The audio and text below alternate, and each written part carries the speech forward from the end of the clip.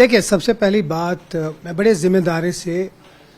ये समझता हूं कि जितनी भी यहाँ सियासी पार्टीज हैं, हम आपस में तू मैं करेंगे, हम आपस में इश्यूज पे एक दूसरे के ऊपर तनकीद करेंगे और वही सियासत है, वो डेमोक्रेसी है। लेकिन एक चीज में मुझे पूरा यकीन है कि जब स्टेटहुड की बात आती है, जो भी कोई पॉलिटिकल पार्टी हो, चाहे वो पीडीपी हो, कांग्रेस हो, पीसी हो, अपनी पार्टी हो और शायद बीजेपी भी, एक चीज में हम एकजुट में हैं कि स्टेटहुड जम्मू कश्मीर के लोगों का हक है और उसको जल्द से जल्द रेस्टोर करना चाहिए।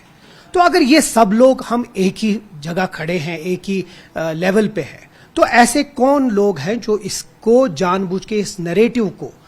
मार्केट में डाल के कंफ्यूजन क्रिएट कर रहे हैं? तो मुझे लगता है कि एक ही ऐसी एंटिटी है या एक ही ऐसे लोग हैं जो ड्यूअल पावर सेंटर में अपने ऐशो आराम और अपने एंजॉयमेंट कर रहे हैं। मुझे लगता है उसके अलावा मुझे नहीं लगता कोई पॉलिटिकल पार्टी ये चाहेगी कि स्टेटहुड यहां रेस्टोर ना हो। क्योंकि देखिए, सबसे इंपॉर्टेंट चीज है कि हिमाचल प्रदेश में भी जब स्टेटहुड रेस्टोर हुआ तो जो उस वक्त गवर्नमेंट थी, जो इन वोग थी, वो यूटी की थी, लेकिन उसमें कोई फ्रेश इलेक्शन नहीं हुआ। वहां पार्लियामेंट ने पास किया एक्ट और स्टेटहुड उनको रेस्टोर हुआ। उसके बाद जब वो टर्म खत्म हो गई, उसके बाद नया इलेक्शन हुआ। उसी तरीके से अगर आप जम्मू कश्मीर में यहां आते हैं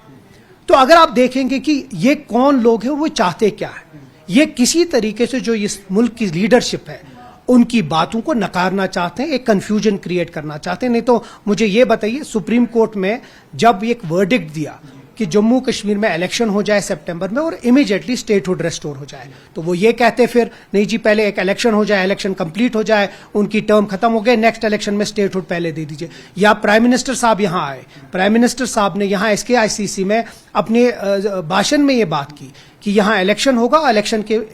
तुरंत स्टेटहुड रेस्टोर होगा। पार्लियामेंट में होम मिनिस्टर ने ये बात कही है। तो अगर इस मुल्क की सबसे टॉप लीडरशिप ये कहती है कि जम्मू कश्मीर के लोगों का हक है कि उसका स्टेटहुड हो जाए, तो ये ऐसे लोग कौन हैं जो जानबूझ के इस कंफ्यूजन को क्रिएट करना चाहते हैं? वो आप खुद ही समझ रहे हैं कि ड्यूअल सेंटर में किसकी एंजॉयमेंट हो रही है, कौन चाहता है कि यहां जम्मू कश्मीर में कंफ्यूजन क्रिएट हो। तो